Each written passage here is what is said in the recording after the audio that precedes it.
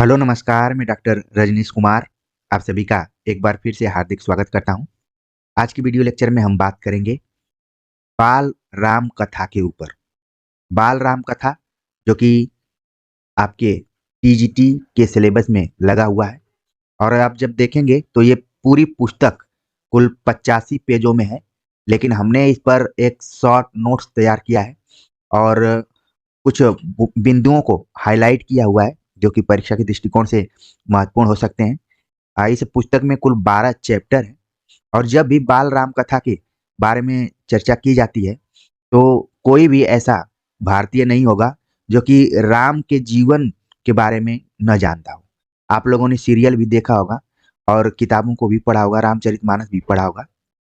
तो बहुत सारी चीजें ऐसी हैं जिसको कि आप राम कथा के माध्यम से जानते होंगे और ये संयोग से आपके सिलेबस में भी लगा हुआ है। तो हम तमाम तैयारियां कर लें और राम कथा न पढ़ें तो भी मन में एक रहता है कि हमने सब कुछ पढ़ा और अगर राम का आशीर्वाद रहा तो कुछ भी हो सकता है, आप परीक्षा में चयनित भी हो सकते हैं और आपका कॉन्फिडेंस बढ़ सकता है। तो इसको ध्यान में रखते हुए हमने सोचा कि इसको जरूर प्रस्तुत किया जाए। भले ही कहानी के माध्यम से है, आम जनमानस में लोगों के मन में बैठा हुआ है, फिर भी हम कुछ उन महत्वपूर्ण बिंदुओं को देखने का प्रयास करेंगे जिनको कि हमें परीक्षा के लिए देखना चाहिए। तो मैं पूरा इस बुक को पढ़ूंगा नहीं, बस जो मेन मेन चीजें रहेंगी उनको हाईलाइट करूंगा और यही आप सभी से गुजारिश करूंगा कि कंसंट्रेट होके अंत तक मेरा साथ अपने लिए देंगे आप। तो सबसे पहले हम बात करते हैं कि जब रामायण की बात करते हैं तो वहां पर अ, वाल्मीकि रामायण का नाम आता है, तुलसी रामचरितमानस का नाम आता है, लेकिन यहाँ पर जो एनसीईआरटी में राम कथा लगी हुई है इसको भी मधुकर उपाध्याय ने एक तरीके से संपादित किया है, उसका छोटा रूप यहाँ पर प्रस्तुत किया है। तो इसको ध्यान में रखिए, मधुकर उपाध्याय को। और ये पेशे से पत्रकार रहे हैं। अभी तक इनकी लगभग 15 पुस्तकें प्रकाशित हो गई। तो ये तो लेखक का संक्षिप्त परिचय था। अब जब आप विषय सूची देखेंगे तो अवधपुरी में राम, जंगल और जनकपुर, दो वरदान, राम का वन गमन, चित्रकूट में भरत, सोने का हिरण, सीता की खोज, राम और सुग्रीव, लंका में हनुमान, लंका विजय, दंडक वन में 10 वर्ष, राम का राज्याभिषेक, ये सब चैप्टर है। ठीक है, और ये चैप्टर एक दूसरे से जुड़े हुए हैं। आगे हम बात करें तो अवधपुरी में राम, तो कुछ महत्वपूर्ण जो पॉइंट्स हैं, बिंदु हैं, उनको मैंने ब्लैक में बोल्ड किया हुआ है, आपके लिए इंपॉर्टेंट है वो।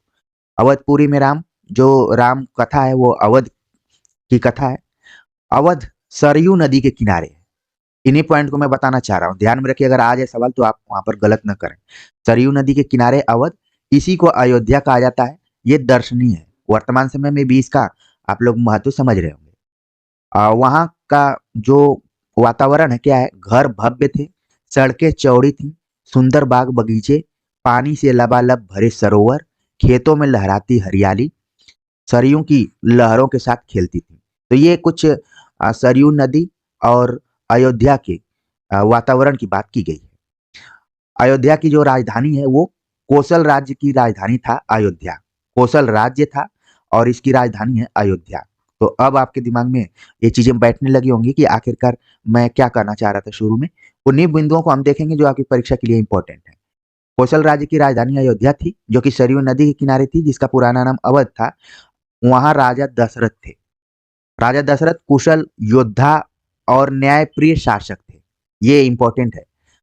और ये अज के पुत्र थे, महाराज रघु के वंशज थे। रीति नीति का प्रभाव इनके ऊपर दिखाई पड़ता था। तो ये कुछ विशेषताएं हैं अवध और राजा दशरथ की। इसके बाद सब कुछ बढ़िया चल रहा था। उनके कोई संतान नहीं थी, इसको लेकर वो बहुत चिंतित थे। और इनकी 3 रानियां थी, कौशल्या, सुमित्रा, कैकेयी। ये सारी चीजें आप लोग जानते हैं। और जब बच्चे नहीं पैदा हो रहे थे दशरथ को तो बहुत चिंतित थे। इस संदर्भ में वो वशिष्ठ मुनि से चर्चा की है और उन्होंने पूरी बातें सुनी इनकी। तो एक इन्होंने सलाह दिया कि तुम पुत्रेष्ठी यज्ञ करो, जिससे कि कुछ पूरी होगी, आपकी इच्छा अवश्य पूरी होगी, ये बात कहा वशिष्ठ ने। इसलिए यज्ञ का आयोजन करवाया गया और महान तपस्वी श्रृंग ऋषि श्रृंग, इसको ध्यान में रखना है, यज्ञ महान तपस्वी ऋष्य श्रृंग की देखरेख में पूरा हुआ और पूरी सरयू नदी यज्ञशाला सरयू नदी के किनारे यज्ञशाला बनाई गई और अंतिम आहुति राजा दशरथ ने की। हालांकि वहां पर तमाम मुनि पधारे थे, शंख ध्वनि से मंत्रोच्चार हुआ और सबने आहुति डाली, लेकिन अंतिम आहुति जो थी राजा दशरथ की थी। इसके बाद यज्ञ पूरा होता है और अग्नि देवता के ने महाराज दशरथ को आशीर्वाद दिया। ये इंपॉर्टेंट है, यहाँ पर अग्नि देवता आपको ध्यान में रखना है कि उनके आशीर्वाद से कुछ दिनों बाद राजा दशरथ की इच्छा पूरी हुई और तीनों रानियां पुत्रवती हुई। ध्यान में रखना है, कोई यहाँ पर बच्ची नहीं पैदा हुई, बल्कि जितने भी वो है सब बच्चे पैदा हुए, जिसमें कि राम हो गए। ठीक है, राम का जन्म चैत्र माह की नवमी के दिन हुआ। तो आपको ध्यान में रखना है, कौशल्या ने राम को जन्म दिया और राम का जन्म चैत्र माह की नवमी के दिन हुआ, जिस दिन हम लोग रामनवमी मनाते हैं। इसके बाद सुमित्रा के 2 पुत्र हुए। ये इंपॉर्टेंट है, कहानी हम लोग जानते हैं कि 4 भाई हैं, लेकिन कौन किसके पुत्र रहे इसको भी ध्यान में रखना है। सुमित्रा के 2 पुत्र हुए, लक्ष्मण और शत्रुघ्न। रानी कैकेयी के पुत्र का नाम भरत रखा गया। तो चारों जो पुत्र थे वो किसके बेटे रहे, खासतौर से रानियों को ध्यान में रखना है, आपने ध्यान में रख लिया होगा। जैसे इन लोगों का जन्म हुआ, अयोध्या में खुशी का माहौल था, सब कुछ था और ये भाई आपस में मिलजुल कर खेलते भी थे। राम बड़े थे तो राम की आज्ञा सभी मानते थे। खेल कूद में लक्ष्मण प्राय राम के साथ रहते थे और आप देख रहे हैं कि आखिर तक रहे हैं। भारत और भरत भरत और शत्रुघ्न की एक अलग जोड़ी थी। राम लक्ष्मण एक तरफ रहते थे और भरत शत्रुघ्न एक तरफ रहते थे और ये लोग अपना पढ़ाई लिखाई कर रहे थे। उस समय की पढ़ाई लिखाई यही थी कि कुशल विद्या में दक्ष होने के लिए ये लोग शास्त्रों का अध्ययन करते थे। लोगों को इस तरीके से जैसे आप लोग परीक्षाओं की तैयारी कर रहे हैं वैसे नहीं करना था, शास्त्रों का अध्ययन करना था, शस्त्र विद्या इन्होंने सीखी। उस जमाने में यही सब कुछ था। राम इसमें सर्वोपरि थे। यहाँ पर ध्यान में रखना, जो भी हाईलाइट किया गया है, राम सर्वोपरि थे, शस्त्र विद्या और शास्त्रों का तेज तरार थे और इनके कई गुण भी थे, विवेक, शालीनता और न्यायप्रियता।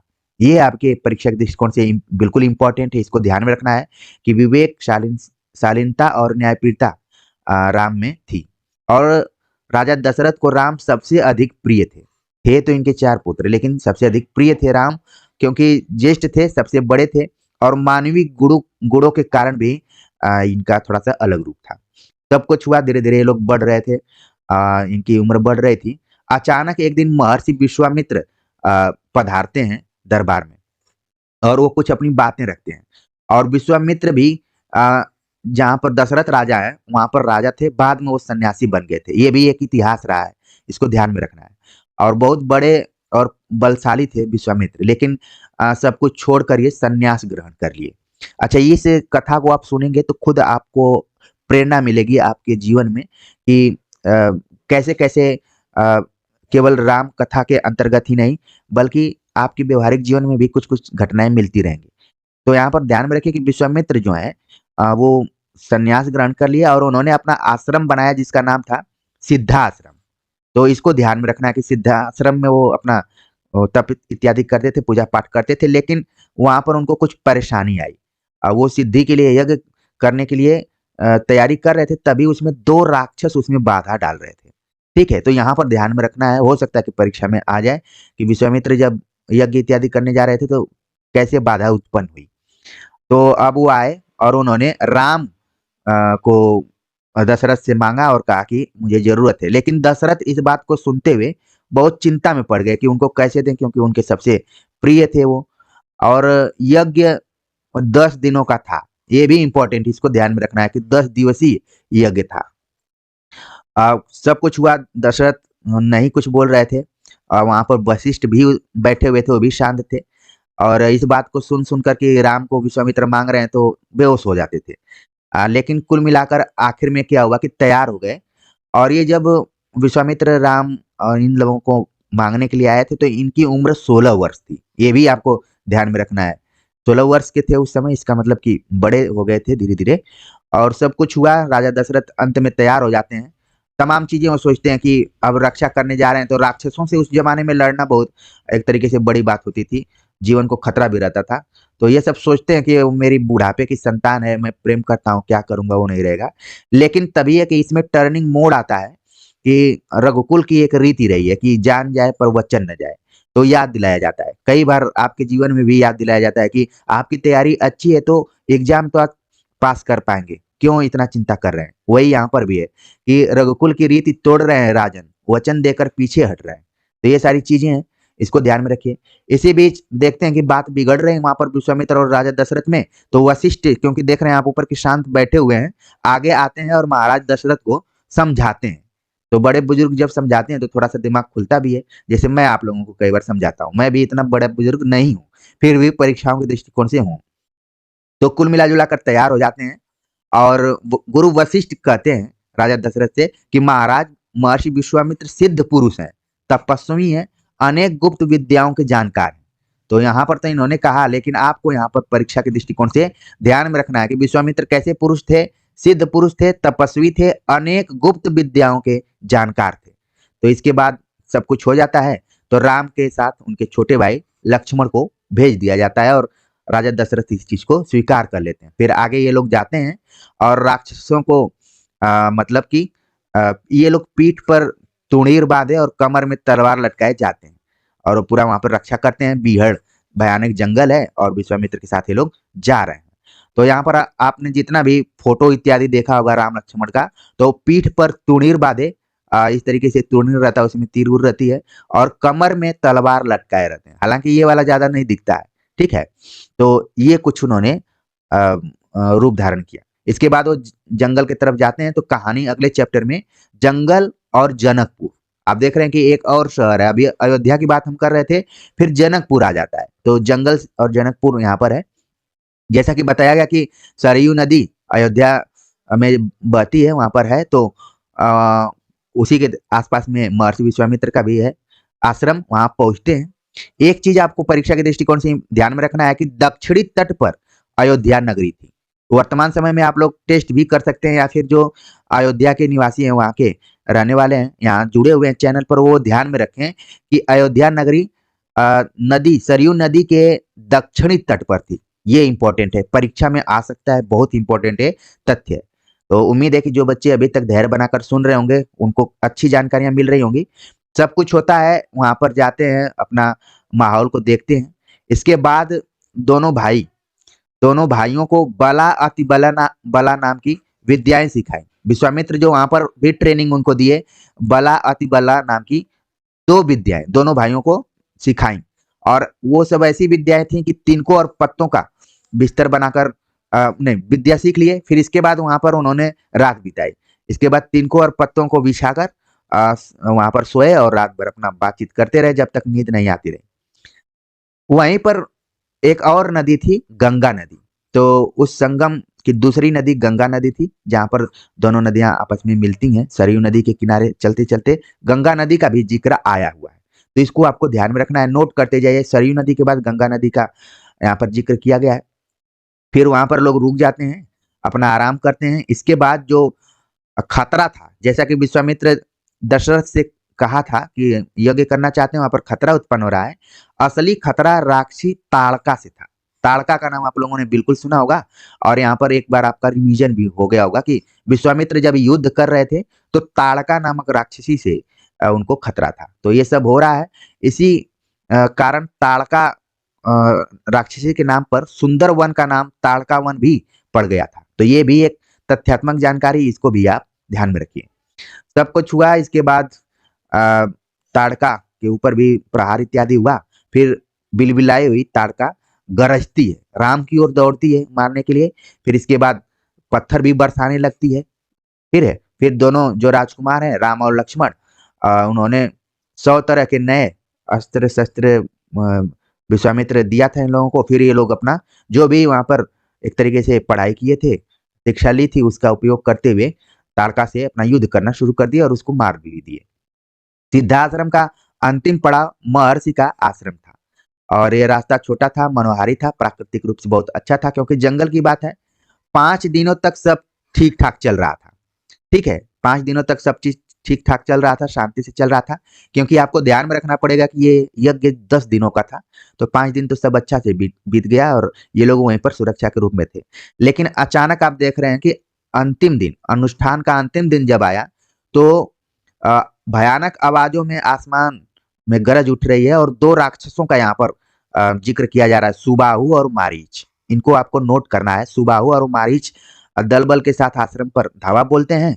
मारीच क्रोधित था बहुत, क्योंकि राम लक्ष्मण ने उसकी माँ ताड़का को मार दिया था। तो अब आप देख रहे हैं कि राक्षसों का भी जो परिवार है और उनके कौन पुत्र हैं, कौन पुत्री हैं, कौन माता, कौन पिता, ये भी एक जो रिलेशन है उसको आपको ध्यान में रखना पड़ेगा कि ताड़का माता थी मारीच की। और आगे स्टोरी और बढ़ेगी तो और चीजें क्लियर होंगी। तो ऐसे ही वो सब हमला करते हैं। फिर राम जो है सुबाहु और मारीच, सुबाहु को मार देते हैं वहां पर। तो बाण लग जाता है, सुबाहु मर जाता है। इसके बाद सब कुछ ठीक चल गया। मतलब कि मारीच भाग जाता है वहां से। सब कुछ ठीक चल रहा था। फिर अचानक विश्वामित्र खुश हुए यज्ञ के बाद, और उन्होंने कहा कि हम लोग यहाँ से मिथिला जाएंगे। तो आप देख रहे हैं कि एक और नया स्थान का नाम यहाँ पर आ गया, मिथिला। मिथिला जाएंगे जहाँ महाराज जनक का घर है। विदेह राज के दरबार में इन लोगों को जाना है। निमंत्रण आया विश्वामित्र को, ठीक है। और वहां पर एक आयोजन था, शिव धनुष को तोड़ना था। अब एक स्टोरी इसमें है कि जो मिथिला है उसको वहां जाने के लिए इन लोगों को सोन नदी पार करना है। और विश्वामित्र मिथिला की सीमा के पास पहुंचते हैं, जहां पर गौतम ऋषि का आश्रम है। तो संयोग से अयोध्या भी देखने का मौका मिला, और ये जो सोन नदी है इसी के तो आसपास हम लोग इस समय वर्तमान समय में हैं भी। और गौतम ऋषि का स्थान अभी कुछ दिन पहले मैं गया था यहाँ पर देखने के लिए। तो इन तथ्यों को आपको ध्यान में रखना है कि सोन नदी का जिक्र भी आया है, और मिथिला को जाना है, वहां सोन नदी को पार करके ही जाना है अगर अयोध्या की तरफ से आते हैं तो। और गौतम ऋषि, एक और ऋषि का नाम इसमें आया। अभी तक वशिष्ठ और विश्वामित्र का नाम आ रहा था, गौतम ऋषि को भी आपको ध्यान में रखना है। ये सब वहां पर चलता है, लोग पहुंच जाते हैं मिथिला, जहाँ पर एक सुंदर उद्यान भी है, और सारे लोग वहां पर बैठे हैं। और शिव धनुष तोड़ने का की प्रतियोगिता एक तरीके से। और विदेह राज जो जनक है उनका यही मानना है कि जो तोड़ देगा उन्हीं से अपनी बेटी की हम शादी करेंगे। तो शिव धनुष बहुत विशाल था, लोहे की पेटी में रखा हुआ था। पेटी में पहिए लगे हुए थे और इसमें 8 पहिए थे।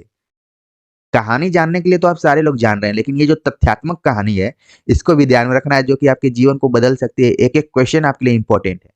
तो शिव धनुष लोहे की पेटी में रखा हुआ था। पेटी में कुल 8 पहिए लगे हुए थे। इसके बाद सब कुछ हुआ, वहीं पर राम को बड़ी उत्सुकता हो रही थी।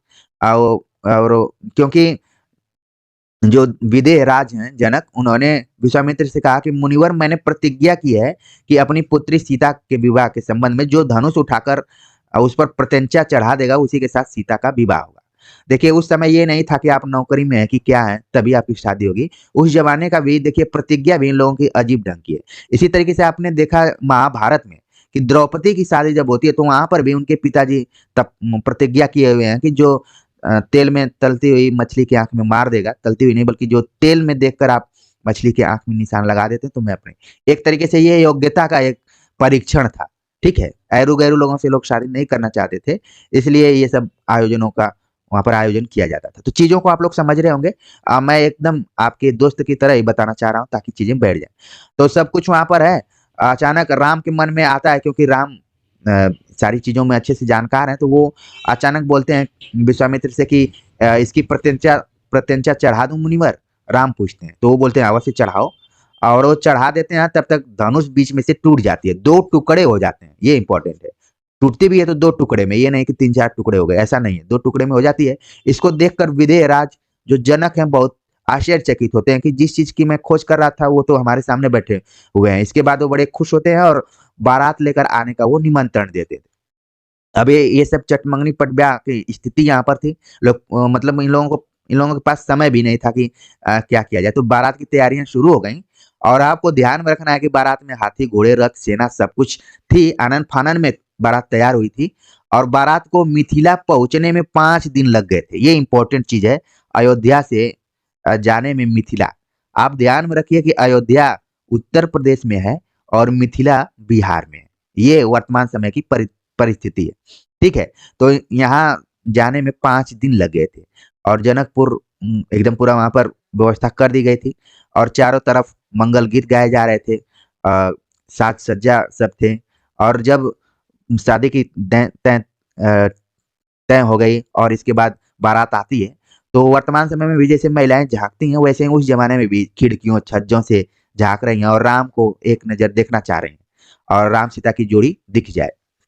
विवाह से ठीक पहले विदेहराज ने महाराज दशरथ से कहा कि राजन राम ने मेरी प्रतिज्ञा पूरी कर बड़ी बेटी सीता को अपना लिया। मेरी इच्छा है कि छोटी पुत्री उर्मिला का विवाह लक्ष्मण से हो जाए। मेरे छोटे भाई कुशध्वज की भी 2 पुत्रियाँ हैं। यहाँ पर देखिए इम्पोर्टेंट चीज़ आपको ध्यान में रखना है कि उसी में अपने भाई की भी शादी अपने भाई की पुत्रियों की शादी भी राम के अन्य भाइयों से करवा दी जिसमें मांडवी और श्रुत कीर्ति से शादी हुई। कृपया उन्हें भरत और शत्रुघ्न स्वीकार करें। और राजा दशरथ बिना इन लोगों से पूछे तुरंत इन्होंने कहा कि ठीक है, कोई बात नहीं। तो आप देख रहे हैं कि उस ज़माने का समाज क्या रहा है। वर्तमान समय में आप देखेंगे तो बहुत सारी चीज़ें परेशानी में आ सकती हैं। लेकिन वहाँ पर राजा दशरथ का जो निर्णय था, ये भाई भी उनको मान लिए, इनके पुत्र उनके मान लिए। तो आपको ध्यान में रखना है कि मांडवी और श्रुतकीर्ति नाम की जो रानियाँ रही हैं, वो कुशध्वज की पुत्रियाँ रही हैं, जबकि सीता विदेहराज जनक की पुत्री हैं। तो सबकी शादी हो जाती है, बारात कुछ दिन जनक में रुकी रहती है, इसके बाद ये लोग वापस आ जाते हैं और अयोध्या में भी बहुत खुशी हो जाती है।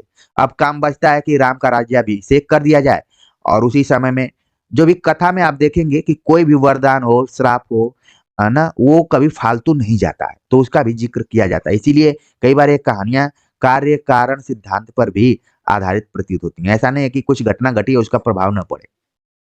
तो शादी-वादी होने के बाद अब बचता है कि राम का राज्याभिषेक कर दिया जाए। दशरथ भी बूढ़े हो चुके हैं। लेकिन इसी बीच में एक और ट्विस्ट आता है, जिस ट्विस्ट को आप लोग बहुत अच्छे से जान रहे होंगे, सब चीज़ तैयारियाँ चल रही हैं। लेकिन जब ये तैयारियाँ चल रही हैं तो भरत और शत्रुघ्न वहाँ पर नहीं हैं और अपने मामा के यहाँ गए हैं, नाना के यहाँ, कैकय राज एक जगह वहाँ पर गए हुए हैं, ठीक है?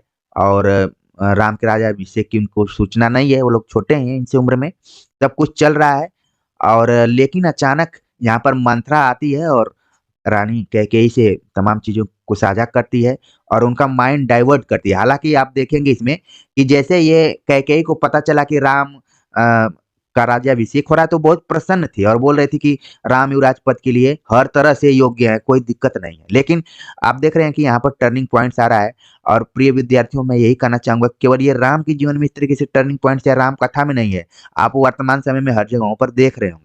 तो इसको फ़ील करके आप लोग पढ़ेंगे तो ज़्यादा आपको आनंद आएगा।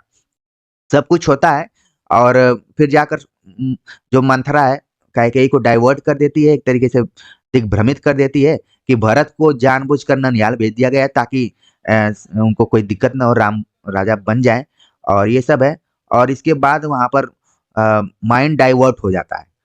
कैकेयी का माइंड डाइवर्ट हो जाता है, यानी कि सामान्य महिलाओं का तो होता ही है, रानियों का भी हो जाता है क्योंकि वो भी कहीं न कहीं मनुष्य ही हैं।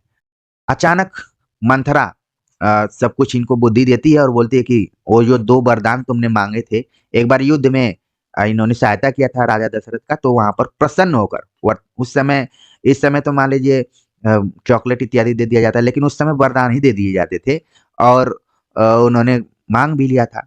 तो वरदान था कि एक से भरत के लिए राजगद्दी माँग लो और दूसरे से राम को 14 वर्ष का वनवास। ये देखिए कितने खतरनाक तरीके का यहाँ पर सलाह मंत्रा देती है। इसको आप सभी लोग जानते हैं, बस आपका एक तरीके से मैं रिविज़न करवा रहा हूँ। तो सारी चीज़ें होती हैं, दशरथ सुनते हैं तो इस चीज़ को बर्दाश्त नहीं कर पाते हैं और माहौल पहले बनाया जाता है। कैकेयी जो कि कोप भवन में जाती हैं, राजा दशरथ परेशान होते हैं क्योंकि कैकेयी सबसे उनको प्रिय थी। यहाँ पर भी ध्यान में रखना है कि बच्चों में राम सबसे ज़्यादा प्रिय थे और रानियों में कैकेयी थी और बाकी कौशल्या और जो सुमित्रा हैं वो बेचारी अपना किसी तरीके से जीवन यापन कर रही हैं। सब कुछ है, जिसको व्यक्ति प्रसन्न प्यार करता है, अगर वो उदास निराश होता है तो दिमाग में भी तमाम चीज़ें आती हैं, वही राजा दशरथ के मन में भी है और उनको लग रहा है कि कल राज्याभिषेक है और आज स्थिति ठीक नहीं है तो क्या है? तो फिर अंत में वो ये वचन माँग लेती है कैकेयी और वो बोलती है कि वचन से पीछे हटना रघुकुल का अनादर है। शुरुआत में ही आपने चैप्टर में देखा कि यही बात विश्वामित्र भी कहकर राजा दशरथ को एक तरीके से संकट में डाल देते हैं। यहाँ पर भी कैकेयी ने वही काम किया है और सब कुछ होता है और बोल रही है कि आप वरदान नहीं देंगे तो मैं विष पीकर आत्महत्या कर लूँगी, यह कलंक आपके माथे होगा। ये कितनी इम्पोर्टेंट बात और धमकाने वाली बात है, यहाँ पर आप लोग भी ध्यान में रख सकते हैं और ऐसा वर्तमान समयों में भी देखने को मिलता है।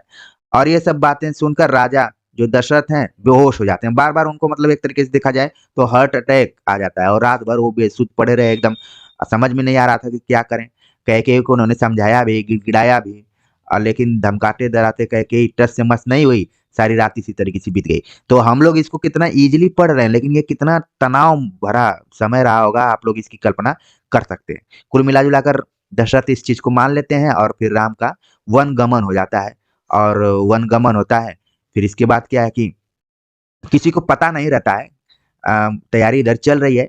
सुमंत्र को भेजा जाता है, वशिष्ठ हैं जो कि चिंतित हैं, उनको भी नींद नहीं आ रही है कि कल तैयारी सब कुछ कर लेना है, राम का राज्याभिषेक हो जाएगा। सुमंत्र जाते हैं पता करने के लिए कि तैयारी हो गई है तो अब क्या किया जाए, आगे का क्या का कार्यक्रम है।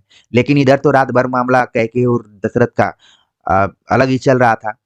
राम को देखते ही फिर राम आते हैं और प्रणाम करते हैं अपने पिताजी को और कैकेयी को भी प्रणाम करते हैं।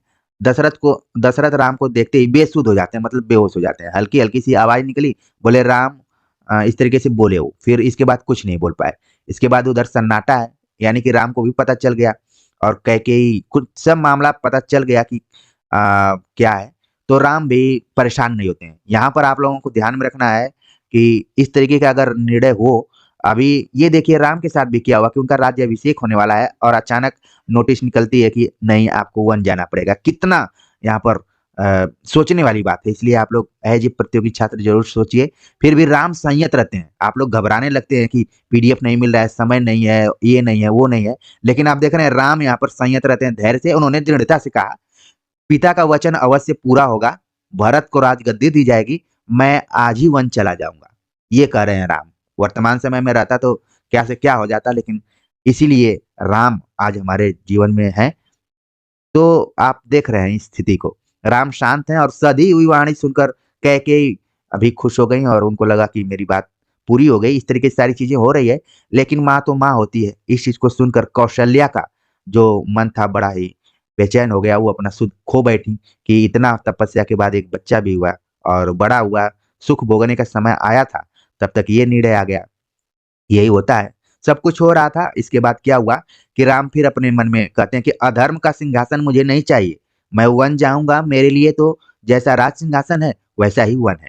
क्या बात यहाँ पर राम कहते हैं। कई बार तो जब आप राम की शक्ति पूजा पढ़ेंगे या फिर इन सारी चीज़ों को पढ़ते हैं तो प्रेरणा ही मिलती है, वहाँ पर निराश होने की ज़रूरत नहीं है। अधर्म का सिंहासन मुझे नहीं चाहिए, मैं वन जाऊँगा, मेरे लिए तो जैसा राज सिंहासन है, वैसा ही वन है, कोई बहुत खास अंतर नहीं है। इसीलिए आप लोगों को भी अपने जीवन में कभी नहीं हताश निराश होना चाहिए।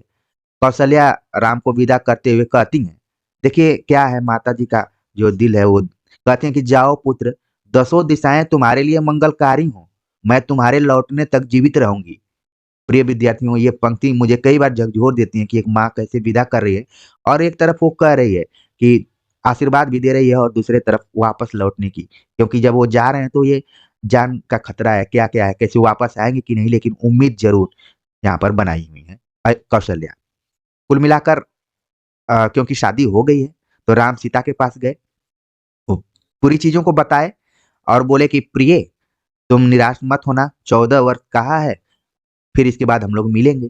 लेकिन सीता कहाँ मानने वाले हैं। क्योंकि ये सारी घटनाएँ जो हो रही थी सीता को नहीं मालूम थी, क्योंकि वो बहू थी और घर में बैठी हुई थी, तो उनको ये सब पता नहीं था। लेकिन धीरे-धीरे चीज़ें अब मालूम हो ही जाती हैं। अ, और वो जाकर कहते हैं कि तुम महलों में पली हो, तुम नहीं जाओ, मैं जा सकता हूँ। और लेकिन सीता ने कोई उत्तर नहीं दिया।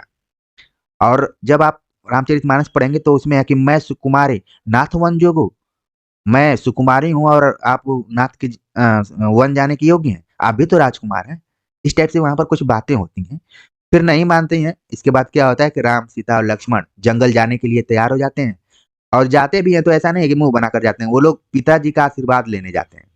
और दशरथ की स्थिति है कि वो दर्द से कराह रहे हैं। तीनों रानियाँ वहीं पर हैं, मंत्री हैं, सब हैं वहाँ पर और ज्ञान, दर्शन, नीति, रीति, परंपरा, सब चीज़ का वहाँ पर हवाला दिया जाता है। ये इम्पोर्टेंट चीज़ है। और कैकेयी अभी तक अड़ी हुई हैं, अभी तक उनका मतलब हृदय परिवर्तन नहीं हो रहा है, सब कुछ चल रहा है। इसी बीच रानी कैकेयी ने राम, लक्ष्मण, सीता को वल्कल वस्त्र दिए। इसको आपको ध्यान में रखना है, जो अक्सर आप लोग फोटोज इत्यादि में देखते होंगे, वो वल्कल वस्त्र ही धारण करते हैं। इसको कैकेयी ने दिया। सब कुछ हुआ। इसके बाद वशिष्ठ भी शांत थे, उनको समझ में नहीं आ रहा था। सीता वन जाएगी तो सब अयोध्यावासी उसके साथ जाएंगे। वो भी गुस्से में थे एकदम कि हम लोग रहकर यहाँ क्या करेंगे।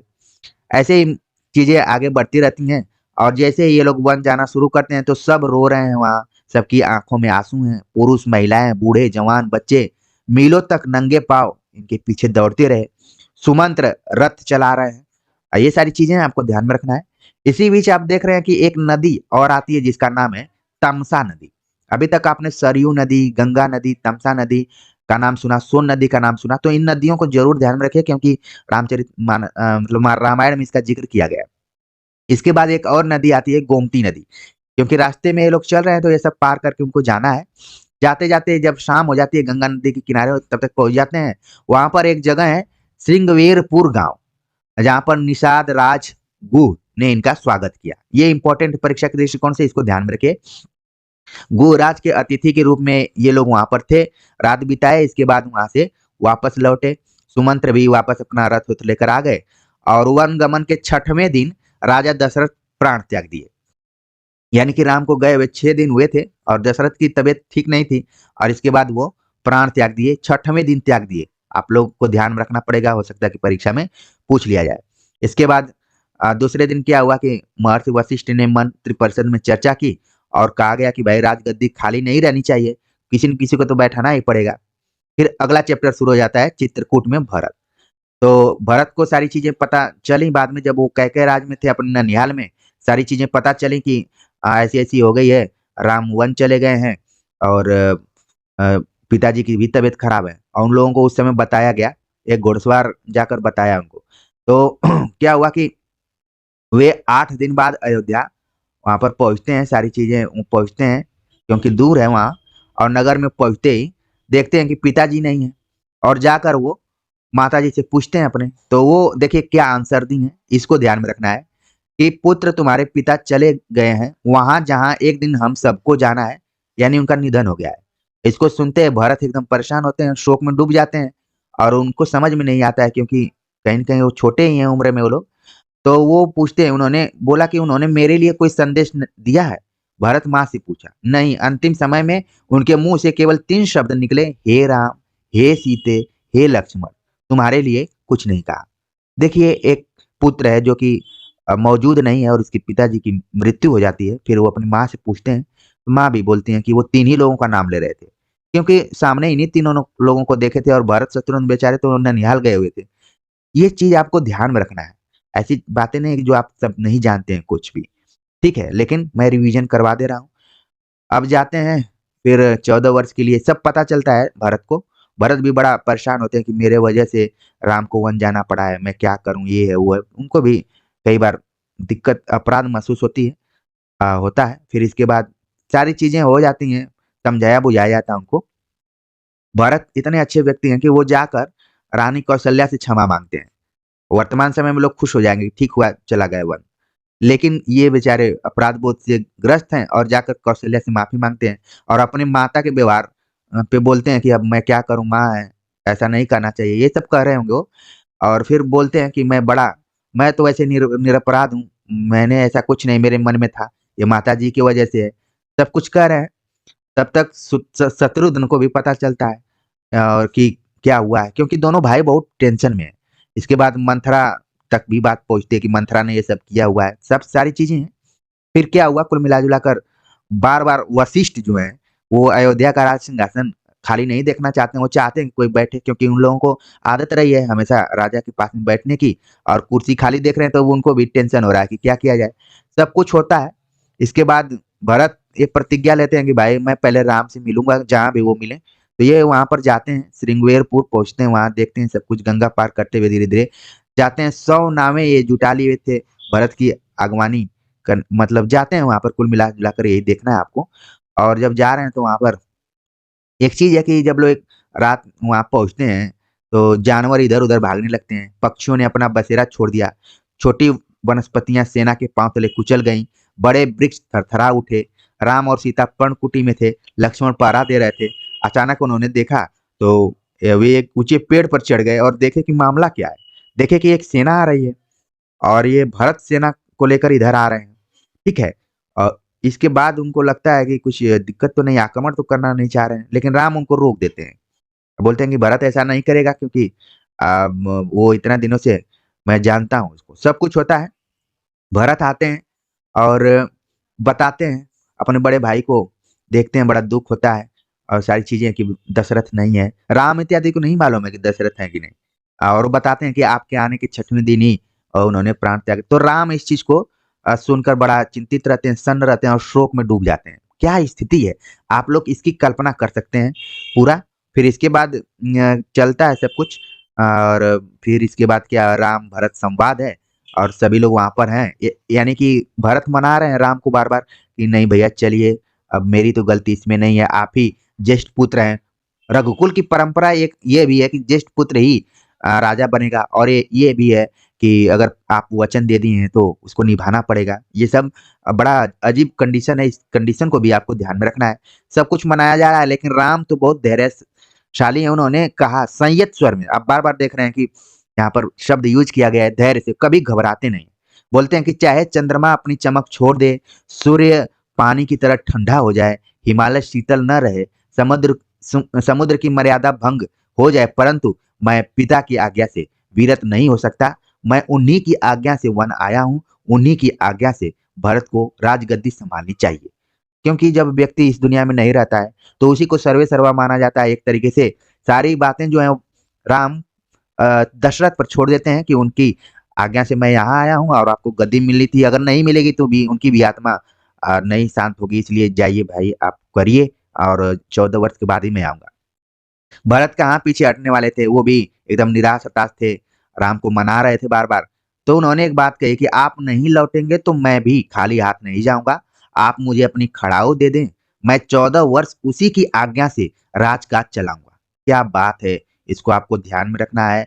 और देख रहे हैं आप दो भाइयों का आपस में क्या अंडरस्टैंडिंग है, क्या समझ है, क्या रिलेशन है, क्या प्रेम है, मोहब्बत है, सारी चीजें आप समझ पा रहे होंगे।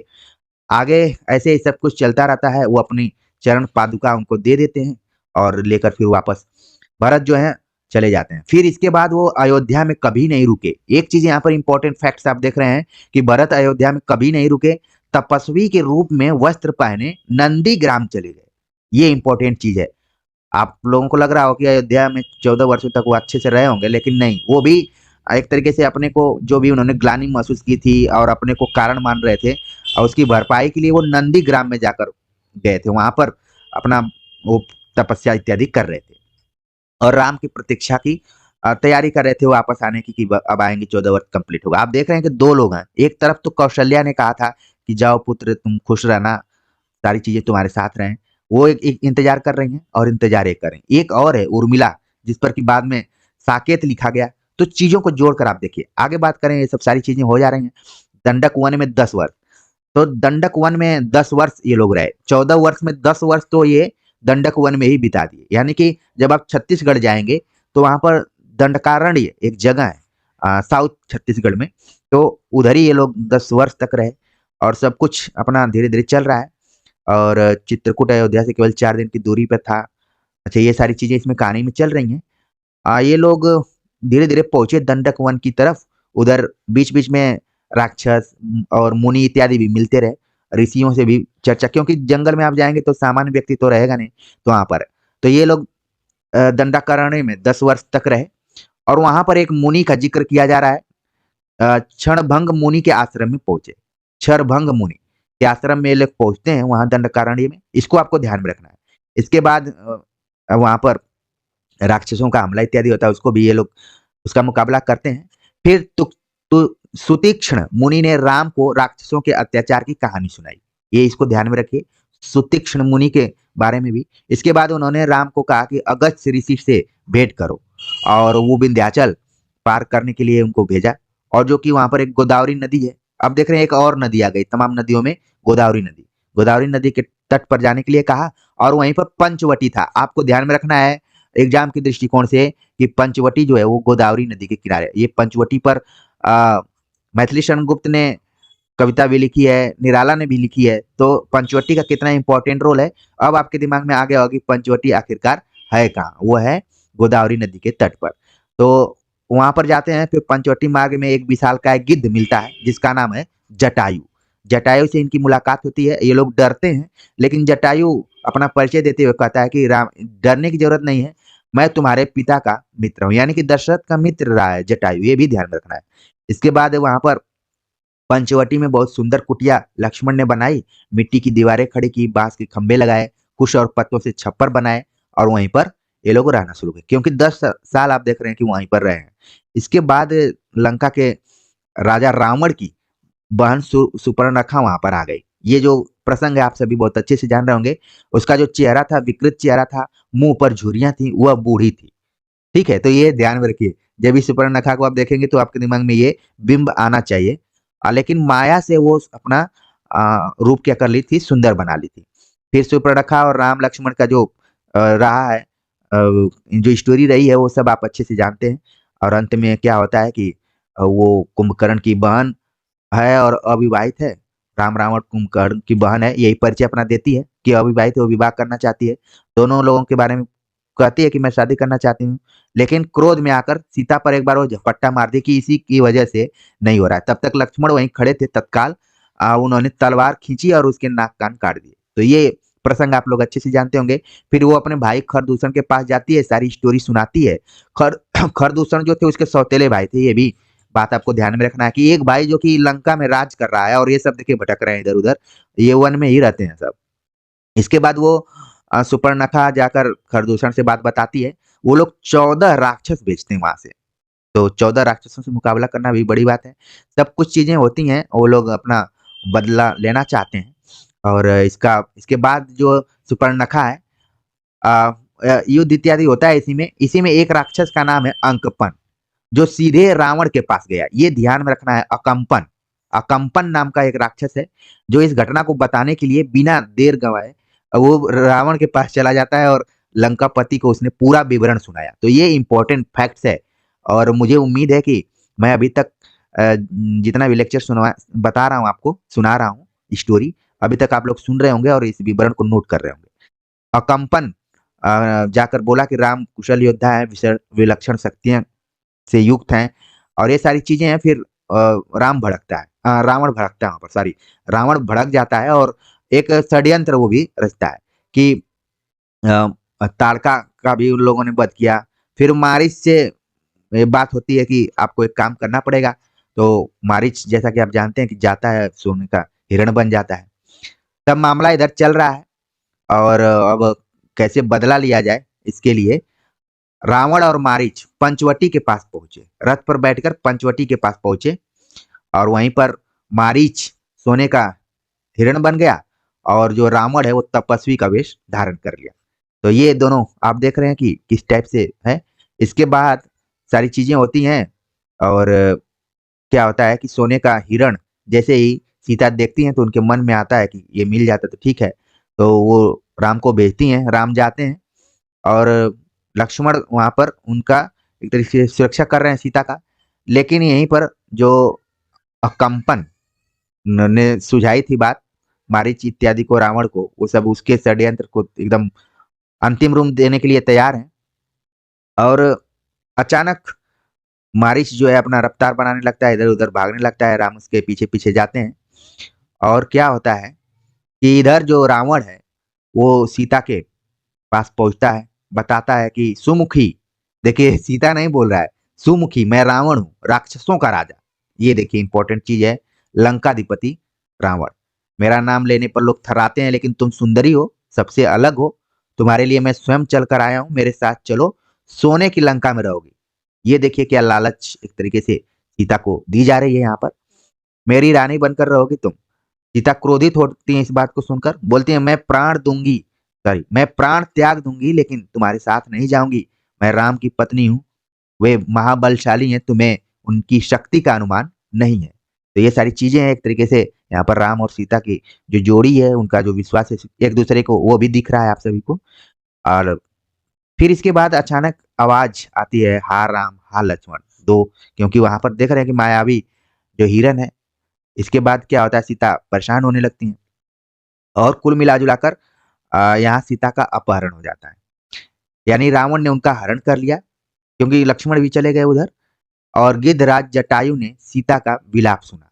वहां पर जो जटायु पहले मिला हुआ था, जिसको देखकर ये लोग डर गए थे, विलाप सुना। इसके बाद वो रोकने का प्रयास किया, लेकिन रावण ने उसके पंख काट दिए। अब वो उड़ नहीं सकता था और सीधे धरती पर गिर गया। ये सब स्टोरी आप लोगों ने टीवी में देखी होगी, लेकिन क्या है कि परीक्षा है, तो आप देख रहे हैं कि सीता को अपनी बाहों में दबाए रावण दक्षिण की दिशा की ओर चलने लगा था। ये ध्यान में रखना है आपको यहाँ पर। वहां पर उड़ने लगा और अब सीता भी बहुत प्रतिकार करती रही होंगी।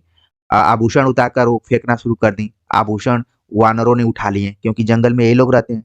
इसके बाद क्या हुआ, मामला सब हुआ। अंत में रावण लंका पहुंच गया और वहां पर अंतःपुर में पहुंचा और सीधे राक्षसियों को सीता की निगरानी करने के लिए कहा। और सीता वहीं बैठी हुई है। सीता को घूरते हुए उसने कहा कि सुंदरी, मैं तुम्हें 1 वर्ष का समय देता हूँ। तुम्हें निर्णय करना है, मेरी रानी बनकर लंका में राज करोगी या विलाप करते हुए जीवन बिताओगी। ये रावण वहां पर बोलता है, 1 वर्ष का समय देता है। देखिए, इस चीज को भी ध्यान में रखना है। और सीता बार बार राम को धिक्कारती हैं, रावण को धिक्कारती हैं और राम का गुणगान करती हैं। रावण को क्रोध भी आ जाता है, क्योंकि आप जब किसी भी व्यक्ति का बड़ाई करेंगे और सामने वाला व्यक्ति सोचता है कि मैं उससे शक्तिशाली हूं, तो वो बर्दाश्त नहीं करेगा। वहां यहीं पर यहाँ पर वही स्थिति है। इसके बाद क्या होता है, सब मामला है। और सीता बार बार कहती है कि राम के हाथों तेरा अंत होगा, अभी तुम समझ नहीं रहे हो कौन है ये वो। ऐसे ही अपनी बातें चल रही हैं।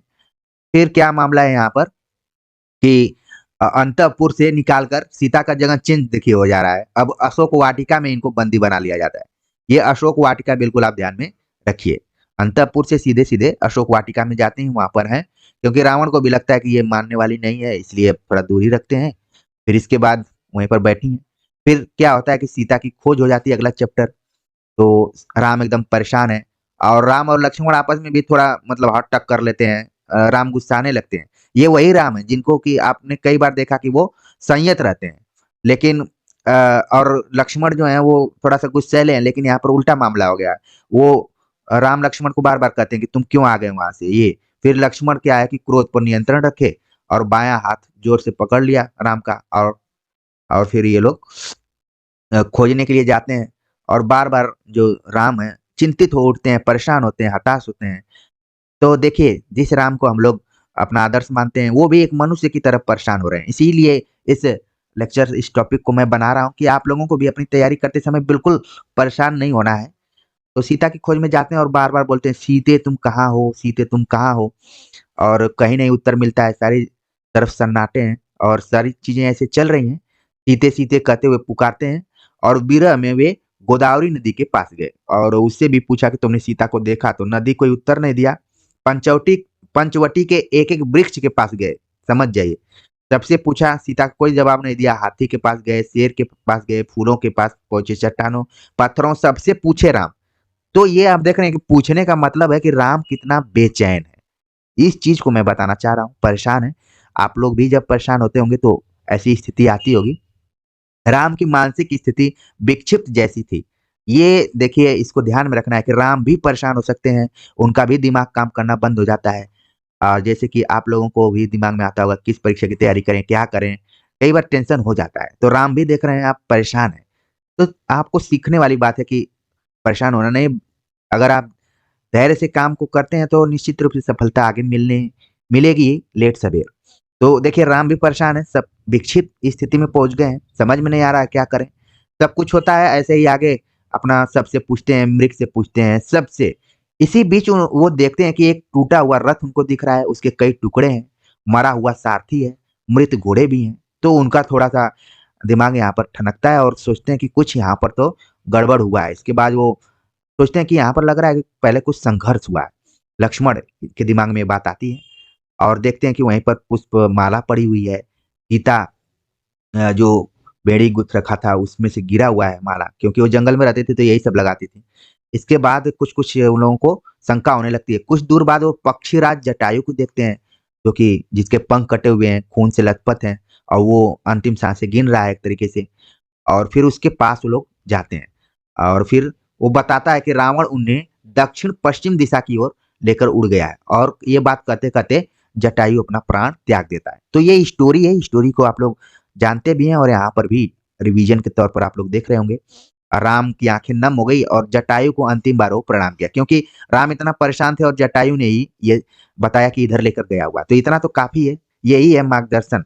तो उधर वो लोग चल पड़ते हैं और अपना तेजी से आगे बढ़ रहे हैं और लगातार वो लोग परेशान हैं। अचानक जंगल में ये देखते हैं कि एक राक्षस से उनकी भेंट होती है, जिसका नाम है कबंध।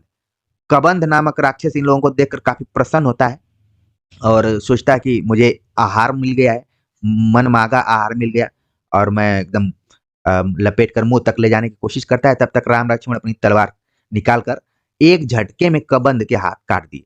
तो वहां पर वो भी आश्चर्यचकित हो गया कि अरे ये कौन है। कबंध उनकी शक्ति और बुद्धि पर आश्चर्यचकित हो जाता है कि अभी तक ऐसा कोई व्यक्ति हमने देखा नहीं था। फिर पूछा तो उन्होंने कहा, बताया इन लोगों की दशरथ के पुत्र राम है। तो फिर वो आ, बोला कि मैं आप लोगों के बारे में सुन रखा हूँ। फिर इसके बाद बोला कि मैं सीता के बारे में कुछ नहीं जानता हूँ, लेकिन उपाय बताता है वो, और छोटा सा आग्रह आग्रह भी करता है कि मेरा अंतिम संस्कार राम करें। क्योंकि आप जानते हैं कि राम वन में गए थे तो केवल ऐसे ही नहीं गए थे, कई लोगों का कल्याण भी हुआ, तो उसमें से कबंध भी है, तो कबंध को बिल्कुल ध्यान में रखिए। कबंध बोलता है, आप दोनों पंपा सरोवर के निकट ऋष्य मुख पर्वत पर जाइए, वहां वानर राज सुग्रीव का क्षेत्र है। तो ये कबंध बतलाता है, यानी कि कुछ राक्षस भी ऐसे हैं जो कि थोड़ा हेल्प करने वाले थे। तो वानर राज सुग्रीव के क्षेत्र के तरफ, जो कि श्री ऋष्यमुख पर्वत पर रहते हैं, और पंपा सरोवर है। कई बार लोग बातचीत में बोलते हैं कि पंपापुर चले जाओ, तो ये पंपा केवल यहाँ छद्म नाम नहीं है, बल्कि सही में है पंपा। जाते हैं वो लोग पंपा सरोवर के पास। मतंग ऋषि का आश्रम है, ये भी इंपॉर्टेंट चीज है, आपको ध्यान में रखना है। इसमें आप देख रहे हैं कि राम कथा में ऋषि और नदी दोनों बार बार यहाँ पर आ रहे हैं, और मतंग ऋषि का वहां पर आश्रम है पंपा सरोवर के किनारे, और वहीं उनकी शिष्या सबरी रहती है। अब जिस सबरी को आप लोग राम कथा में जानते हैं, वो मतंग ऋषि की क्या है, शिष्या है, एक तरीके से वर्तमान समय में देखा जाए तो स्टूडेंट्स रही उनकी, और वहीं पर रहती है। और वो सबरी से लोग मिलते हैं और कबंध इत्यादि के बारे में भी बताते हैं, और उसका जो अंतिम संस्कार है सब कर देते हैं। करके वो आगे बढ़ते हैं और ऋषिमुख पर्वत पर पहुंचते हैं। पंपा सरोवर तक जाना है, मतंग ऋषि का आश्रम पड़ता है। ठीक है, सरोवर का पानी मीठा था बहुत। सबरी की कुटिया आश्रम में ही थी। वह ऋषि की शिष्या थी, जैसा कि बताया गया, और उसकी आयु बहुत हो गई थी, यानी कि बूढ़ी थी वो भी। जर्जर काया थी, लेकिन आंखें ठीक थी, दूर तक वो देख लेती थी।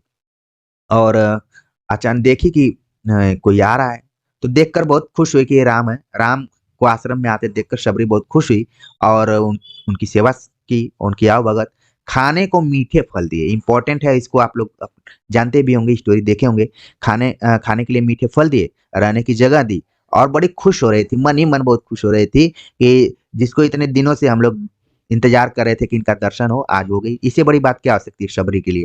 तो फिर राम ने सीता के संबंध में सबरी से पूछा, सब कुछ हुआ, अपनी व्यथा सुनाई। तो बोले कि आप सुग्रीव से मित्रता करिए, सीता की खोज में वह अवश्य सहायक होगा, उसके पास विलक्षण शक्ति वाले बंदर हैं। शबरी ने राम को आश्वस्त किया। ये सबरी है जो कि सुग्रीव की तरफ भेजी। और इसके बाद क्या है कि ये लोग आगे बढ़ जाते हैं, राम और सुग्रीव का फिर अगला चैप्टर शुरू होता है। और ऋषिमुख पर्वत आपको ध्यान में रखना है कि वहां पर सुग्रीव रहते थे।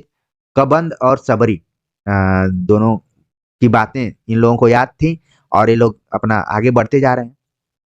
वैसे तो सुग्रीव का मूल निवास ऋषिमुख पर्वत नहीं था, किष्किंधा था। इसको ध्यान में रखना है। आगे चलकर ये पता चलेगा आपको कि जो वर्तमान समय में राम की स्थिति है, मतलब इस कहानी में, वही सुग्रीव की भी है। राम भी अपनी पत्नी की खोज में है, और सुग्रीव के साथ भी उसका भाई कुछ वैसे ही किया है, आगे पता चलेगा आपको।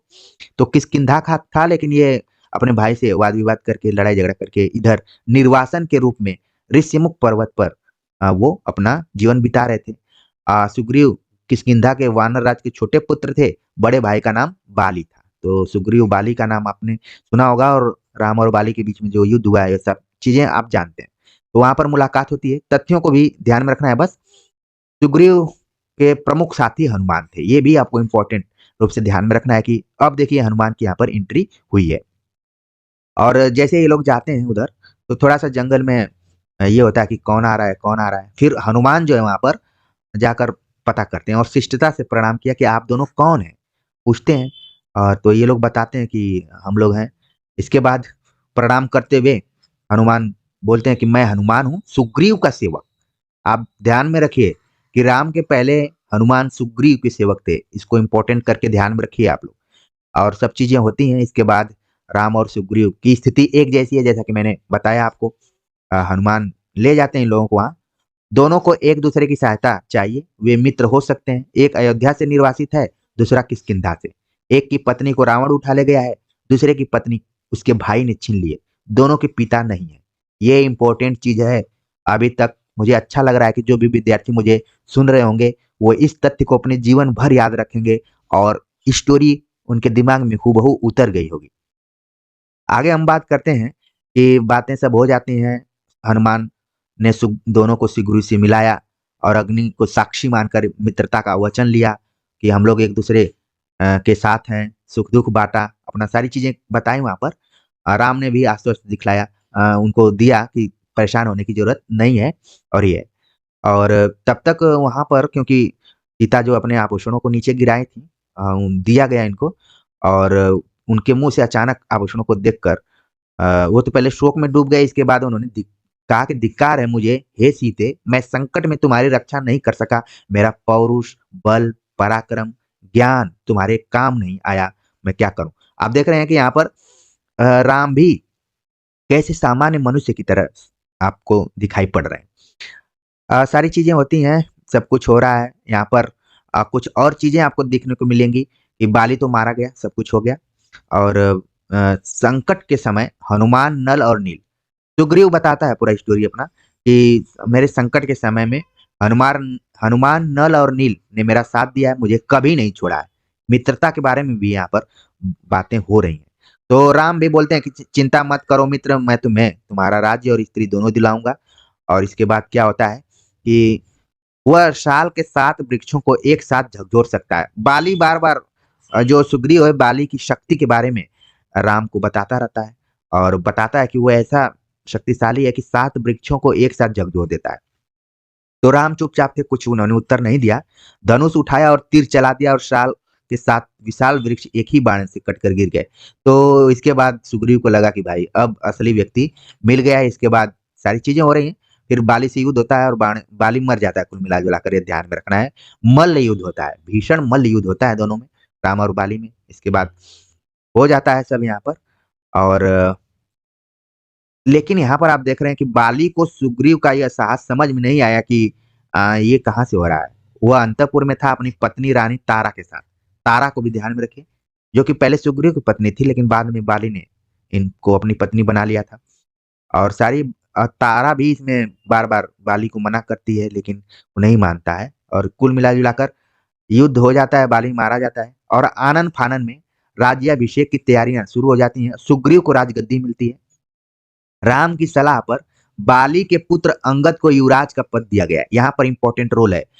जो अंगद हैं वो सुग्रीव के पुत्र नहीं है, बल्कि बाली के पुत्र हैं। और उनको युवराज का पद दे दिया गया। और राम ने सुग्रीव के लिए संबोधन बदल दिया और वो मित्र नहीं करना चाहते थे, बल्कि वानर राज कहकर संबोधित किया। ये इंपॉर्टेंट फैक्ट्स यहाँ पर। अब सुग्रीव को उन्होंने, यानी कि राम ने वानर राज करना शुरू कर दिया। और देख रहे हैं आप कि जब अच्छी मित्रता होती है तो कुछ एक निक नेम रख दिया जाता है, उसी के माध्यम से कहा जाता है। और हुआ यहाँ पर। इसके बाद राम किष्किंधा से लौट आते हैं। वर्षा ऋतु के आने के कारण आगे जाने का रास्ता जो है वो ठीक नहीं है, इसलिए ये लोग कुछ दिन तक प्रतीक्षा करते हैं। और लोग एक दूसरे के दुखों को साझा करते हैं। इसी बीच क्या है कि सुग्रीव को याद दिलाया गया। सुग्रीव ने वानर सेना एकत्र करने का आदेश दिया और काम सेनापति नल को सौंपा गया। 15 दिन और बीत गए, लेकिन सेना राम के पास नहीं पहुंची। तो ये कुछ बीच की स्टोरी है। नल को आपको ध्यान में रखना है, ठीक है। इसके बाद ये चीजें चलती रही, आगे आगे चलती रही। फिर क्या हुआ कि यहाँ पर अ, राम के सामने जाकर भयभीत वानर राज ने उनसे क्षमा मांगी। सेना नहीं पहुंची वहां पर, तो ये लोग परेशान हो गए कि क्या हो गया, कोई दिक्कत तो नहीं है। लेकिन सुग्रीव की बात कर ही रहे थे कि उछल कूद करती बानर टोलियां वहां पर आ पहुंची। हनुमान के साथ लाखों बानर थे। ये इंपॉर्टेंट चीज आपको ध्यान में रखना है। एक दो बानर नहीं, लाखों बानर थे। जामवंत के पीछे भालुओं की सेना थी, ठीक है। इसके बाद लंकारोहण की योजना बनी उधर जाने की। बानरों को 4 टोलियों में बांटा गया। ये इंपॉर्टेंट फैक्ट यहाँ पर। अंगद को दक्षिण जाने वाले अग्रिम दल का नेता बनाया गया। उस दल में हनुमान, नल और नील भी थे। राम की यही इच्छा थी। उन्होंने कहा वानरों की सेना भेजने से पहले चतुर और बुद्धिमान दूतों को लंका भेजा जाए, यही उचित है।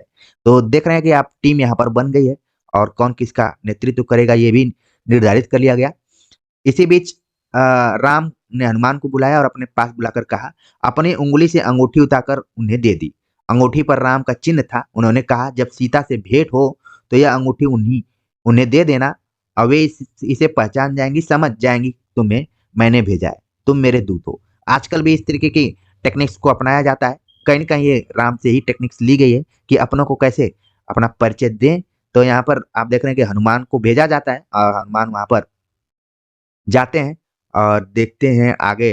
अंगद और हनुमान का काफ़ी इम्पोर्टेंट रोल है। बीच में आप देख रहे हैं कि जटायु का भाई संपाति मिलता है। ये इम्पोर्टेंट तथ्य है यहाँ पर। संपाति को ध्यान में रखिए। जटायु तो अभी इस दुनिया में नहीं रहा, लेकिन संपाति मिलता है और वहाँ पर वो बताता है कि सीता लंका में है। मैं जानता हूँ रावण उन्हें उठाकर ले गया है। आप लोगों को यह समुद्र पार करना होगा। सीता तक पहुँचने का बस यही एक रास्ता है। तो संपाति का भी इम्पोर्टेंट रोल है, जो कि जटायु का भाई है। एग्जाम में आ जाएगा तो मुझे उम्मीद है कि आप लोग बता देंगे। इसके बाद क्या होता है कि सीता की सूचना मिलने से बानर दल भी खुश होते हैं और फिर निराश हो जाते हैं कि समुद्र पार करना है, कौन पार करेगा।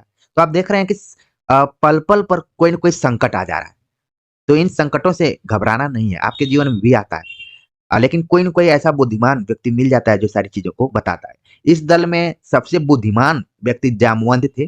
तो वो उनके पास गए और इस कठिन प्रश्न का कोई उत्तर उनके पास भी नहीं था। वो भी फिर उनकी अचानक दृष्टि हनुमान पर पड़ी कि घबराने की बात नहीं है, हनुमान है जो सबसे दूर बैठे थे और चुपचाप बैठे थे। जामवंत जानते थे कि यह काम हनुमान कर सकते हैं। वे पवन पुत्र हैं, उनकी शक्ति अपार है, इसलिए उनसे बात उन्होंने की। और अक्सर जामवंत की एक खास विशेषता थी कि वो सोई हुई शक्ति को जगा दिया करते थे और कहा, हनुमान आपको जाना होगा, यह कार्य केवल आप कर सकते हैं। सबकी आंखें उन्हीं पर टिकी। तो जामवंत का भी काफी इंपॉर्टेंट रोल रहा है। और जब आप पढ़ेंगे राम की शक्ति पूजा, तो वहां पर तो और इनकी जो भी इनकी भूमिका है उसको आप जानेंगे। इसके बाद सारी चीजें होती हैं लंका में। हनुमान जाते हैं वहां पर। जाने से पहले वो अंगड़ाई लेते हैं, झुककर धरती को प्रणाम करते हैं और एक ही छलांग में महेंद्र पर्वत पर जा खड़े होते हैं। एक नया तथ्य यहाँ पर आ गया कि लंका में जाते समय महेंद्र पर्वत पर भी जाते हैं हनुमान। और एक तरीके से जामवंत इस काम में सफल हो गए कि हमने अच्छे शिष्य का चुनाव किया है, अच्छे लोगों को भेजा वहां पर। और जाते हैं मिला जुला कर। हनुमान ने पूर्व दिशा की ओर मुंह करके अपने पिता को प्रणाम किया।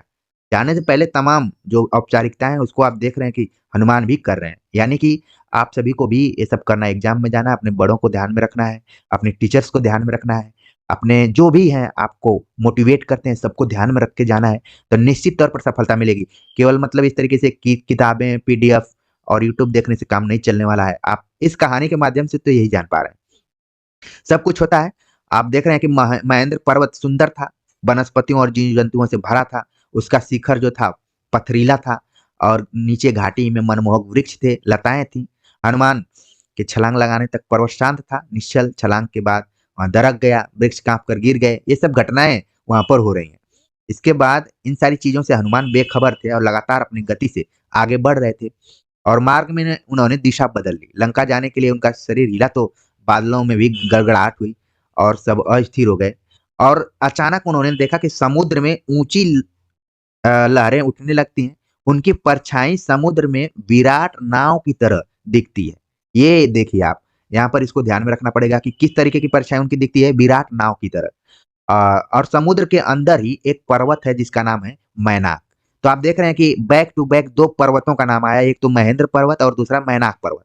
और जो कि सुनहरा है, चमकता है और जल राशि को चीर कर ऊपर उठा था।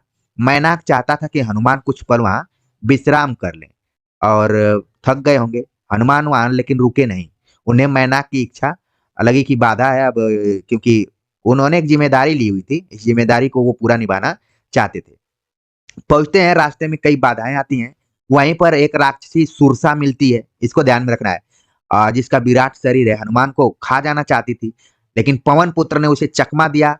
उसके मुंह में घुसकर निकल आए। सुरसा को ध्यान में रखिए, उसी के मुंह में से घुसकर निकल आए। आगे एक राक्षसी और टकराई, उसका नाम सिंहिका था। तो आप देख रहे हैं कि सुरसा और सिंहिका इन दोनों को बिल्कुल ध्यान में रखिए। छाया राशि थी, मतलब ये केवल परछाई पकड़ लेती थी। अचानक आसमान में ठहर गए। क्रुद्ध हनुमान ने सिंहिका को भी मार डाला और आगे बढ़े। तो आप देख रहे हैं कि जीवन में कैसी-कैसी बाधाएँ आती रहती हैं। उन बाधाओं से भी आपको कैसे निकलना है यहाँ पर देख रहे होंगे। तो ऐसे ही आगे बढ़ते हैं। उनको लंका नगरी को ठीक से देखने के लिए हनुमान एक पहाड़ी पर चढ़ गए। लंका नगरी को देखने के लिए वे पहाड़ी पर चढ़ जाते हैं। चारों तरफ नज़र दौड़ाते हैं, वृक्ष ही वृक्ष हैं, उद्यान है, भव्य भवन है और संगीत है, सब कुछ अच्छा दिख रहा है वहाँ पर। लेकिन सीता उनको वहाँ पर नहीं दिख पा रही हैं और वो अपना आगे बढ़ते जा रहे हैं, वृक्ष डालियों से कूदते-फांदते इधर-उधर जा रहे हैं। देख रहे हैं उनकी नज़र एकदम पूरा सीता पर है, लेकिन सीता जैसी कोई स्त्री उन्हें नहीं दिखाई पड़ती है। वहाँ पर रानी मंदोदरी उनको दिखाई पड़ती हैं। तो ये सोच रहे हैं कि कहाँ होंगी सीता, अंतपुर में होंगी कि कहाँ रावण रखा होगा? उनके मन में भी तमाम सवाल आ रहे हैं, उन सवालों से वो टकरा रहे हैं। अंतपुर के बाहर हनुमान ने रावण का रथ देखा। इसी बीच उनको अंतपुर अंतपुर आप समझ रहे हैं जहाँ पर मतलब रानियाँ निवास करती हैं, उसी के आस-पास की जो जगह है उसको अंतपुर कहा जाता है। तो वहाँ पर वो देखते हैं कि स्वर्ण रथ वहाँ पर दिखाई देता है, जो कि रावण का है। फिर वो अशोक के ऊँचे-ऊँचे वृक्ष भी देखते हैं, वहाँ पर वाटिका भी है जिसका नाम अशोक वाटिका है।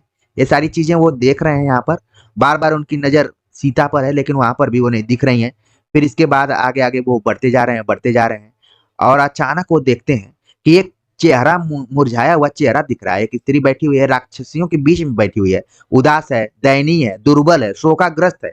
यही माँ सीता है। उन्होंने मन में सोचा, उन्हें अब कोई संदेह नहीं था। तो यहाँ पर परीक्षा के दृष्टिकोण से इम्पोर्टेंट है कि हो सकता है कि पूछ लिया जाए कि जब हनुमान ने सीता को देखा तो कैसी स्थिति में थी? चेहरा मुरझाया हुआ था, दयनीय था, दुर्बल हो गया था, शोकग्रस्त थी, टेंशन में थी एक तरीके से देखा जाए और राक्षसियों से घिरी हुई थी। और हनुमान इनको देखकर काफ़ी उतावले हुए बोल कि स्थिति उनको अच्छा नहीं लग रहा था। वो भी देखिए सीता को कभी नहीं देखे थे। हनुमान सीता से भेंट किए, भेंट किए बिना नहीं लौटना चाहते थे और अगर लौट जाएँगे तो क्या बताएँगे वो? ये सारी चीज़ें हैं वहाँ पर। यानी कि हनुमान भी अपने ज़िम्मेदारी को बखूबी समझ रहे हैं और ये सब सारी चीज़ें चल रही हैं। उसी राक्षसियों में एक त्रिजटा थी, जो सबसे भिन्न थी और वो अपने राक्षसियों में अपने सपने को बताती है कि मैंने देखा कि लंका पूरी समुद्र में डूब गई है, सब कुछ नष्ट हो गया है, ये है, वो है और रोने लगती है वहीं पे। तो सारी चीज़ें ऐसे चल रही हैं, कई बार सपने जो होते हैं सही भी हो जाते हैं और हनुमान भी उधर ही भटक रहे हैं इधर-उधर। तब तक अचानक वो सीता को देखते हैं, उन्होंने सीता को प्रणाम किया। अनुमान लगा लेते हैं कि यही होंगी। राम की अंगूठी उन्हें दी, कहा हे माता, मैं श्री राम का दास हूँ, किष्किंधा के वानर राज सुग्रीव का अनुचर हूँ। ये देखिए जो परिचय यहाँ पर दे रहे हैं हनुमान, वो किस टाइप का परिचय, इसको आपको ध्यान में रखना है कि सीता से बताते हैं कि मैं श्री राम का दास हूँ, किष्किंधा के वानर राज सुग्रीव का अनुचर हूँ और उन्होंने मुझे यहाँ भेजा है आपका समाचार लेने के लिए। तो हनुमान को लेकर सीता के मन में अब भी शंका थी। उन्होंने पर्वत पर फेंके आभूषणों की याद दिलाकर संदेह दूर किया, सब कुछ बताया वहां पर। फिर इसके बाद सीता ने राम का कुशल हालचाल पूछा और कई प्रश्न किए। हनुमान उन्हें कंधे पर बैठाकर राम के पास ले जाना चाहते थे। सीता ने प्रस्ताव को अस्वीकार कर दिया। उन्होंने कहा यह उचित नहीं होगा, पुत्र पकड़े गए तो मेरा संदेश भी राम तक नहीं पहुंचेगा। तो ये सारी चीजें हैं, इसलिए यहाँ पर देखिए सीता भी धैर्य के साथ काम लेती हैं और हनुमान ने कहा कि निराश न हो माते, हम लोग हैं, श्री राम 2 माह में यहाँ अवश्य पहुँच जाएँगे। ये देखिए, इसको भी तथ्य को आपको ध्यान में रखना है कि जब हनुमान पहुँचे थे, तो ये उसे 2 महीने बाद ही राम आ पाते वहाँ से क्योंकि दूर था वो और ये तो उड़कर आ गए थे वहाँ से। इसके बाद हनुमान के पास लौटने का समय आ गया था, उत्तर दिशा की ओर जाना था उनको, लेकिन कुछ सोच कर रुक गए। रावण का उपवन तहस-नहस भी कर दिया। थोड़ा-सा राम बड़े हनुमान बड़े उस थे, थोड़ा कुछ नुकसान भी किए वहाँ पर। अशोक वाटिका उजाड़ दी, वृक्ष उखाड़ दिए, अ, सभी राक्षसों को मार डाला।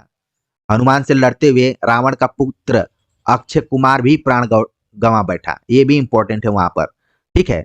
यानी कि कुछ बीच में युद्ध इत्यादि भी हुए। इसके बाद अ, राक्षस भागे-भागे राजमहल गए। उन्होंने सारी चीज़ों को बताया कि एक बानर आया है, उत्पात मचा रहा है। तो रावण तिलमिला गया। तिलमिलाना शब्द को आप बड़े ध्यान से समझिए इसको। उसके क्रोध का ठिकाना नहीं रहा, मेघनाद को भेजा।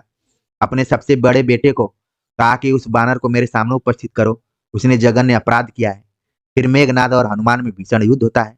मेघनाद का नाम इंद्रजीत भी था। इस चीज को ध्यान में आपको रखना है। यहाँ पर देखिए, गांव में मेघनाथ बोला जाता है, लेकिन इसका नाम मेघनाद है। ये भी ध्यान में रखना है। मेघनाद मतलब आवाज, बादल जैसे गड़गड़ाते हैं उसी टाइप से, उसी हिसाब से इसका नाम रखा गया था। और ये इंद्रजीत भी था, इंद्र को जीत लिया था। एक बार इंद्र को परास्त कर चुका था ये, इसीलिए इसको इंद्रजीत भी कहा जाता था। और इसने क्या किया, हनुमान को बांध लिया। और इस फिर हनुमान को खींचते हुए लाया गया और पूछा गया कि तुम कौन हो, क्या हो। तो फिर ये वही आंसर दिया कि मैं श्री राम का दास हूँ, मेरा नाम हनुमान है। और राम की पत्नी को हर लाए हैं आप, और उन्हीं की खोज में आया था और आपके दर्शन करना चाहता था। इसका मतलब यहाँ पर एक चीज ये है कि जब तक आप कोई उत्पात नहीं करेंगे, तब तक हो सकता है कि सरकार जो है वहां तक आवाज आपकी न पहुंचे। जैसे इन्होंने देखा हनुमान कुछ इधर उधर किए, तभी ये पहुंच पाए, नहीं तो सामान्य तौर पर ये चले जाते। और फिर यहाँ पर धमका उमका कर जाते हैं हनुमान को, मारने का भी प्रयास किया जाता है। इसी बीच छोटा भाई विभीषण हनुमान का वहीं पर था और वो रोक लेता है। बोलता है, रावण को समझाता है कि आप नीतिवान है राजन, नीति के अनुसार दूत का वध अनुचित है, आप उसे कोई दूसरा दंड दें। तो विभीषण एक तरीके से हनुमान को बचा लेता है। ठीक है, नहीं तो फिर रावण तो चाहता तो इतना शक्तिशाली था, मार ही देता।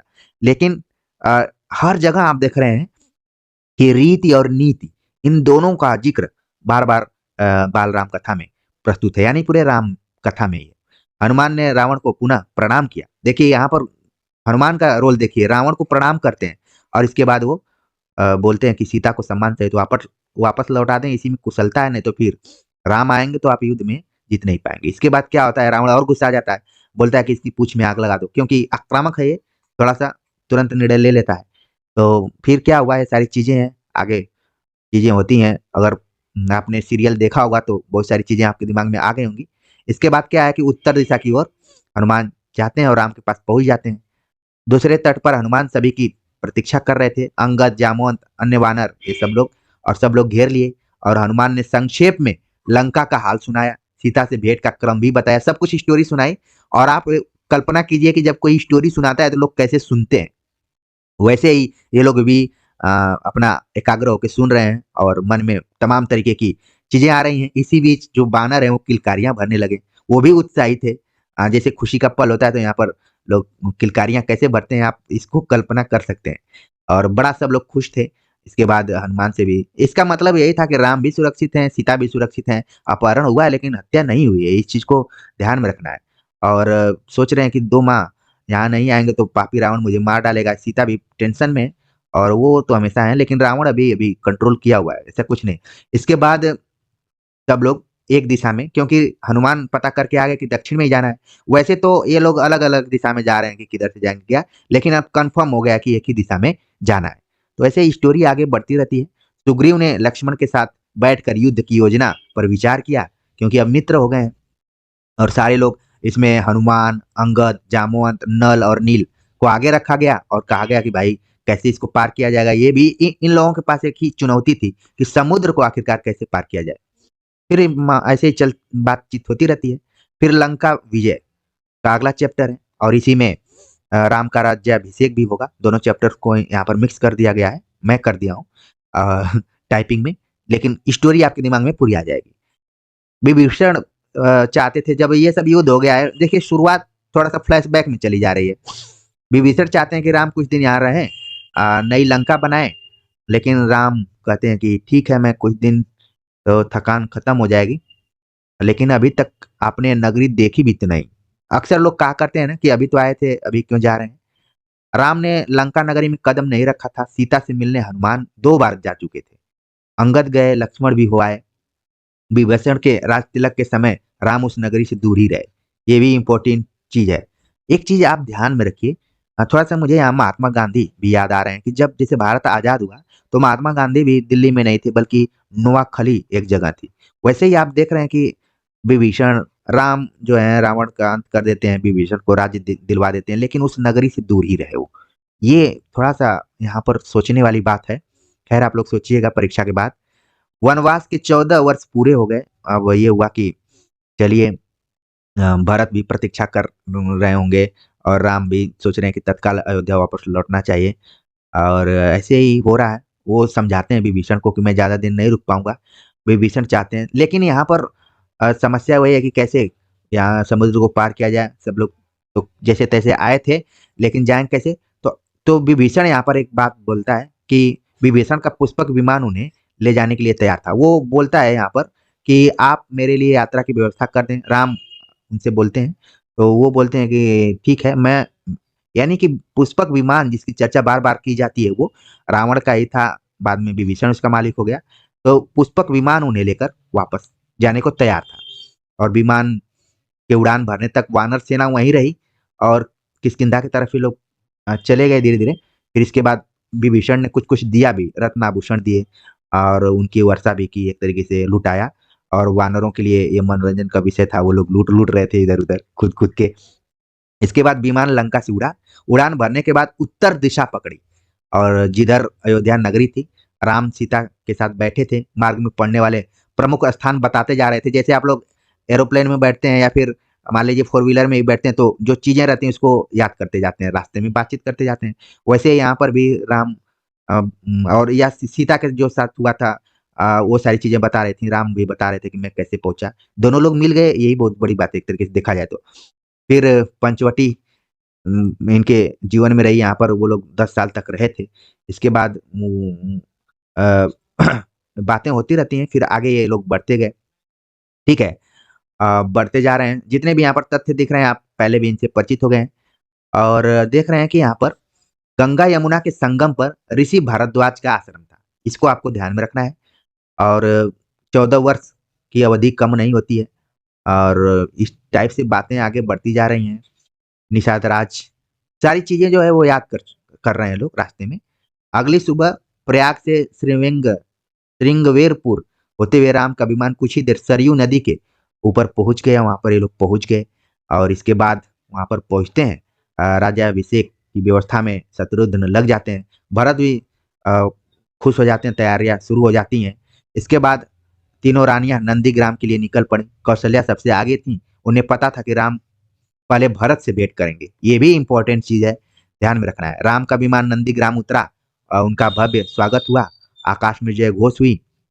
भरत भागते हुए, देख रहे हैं आप, राम ने विमान से उतरकर भरत को गले लगाया, माताओं को प्रणाम किया।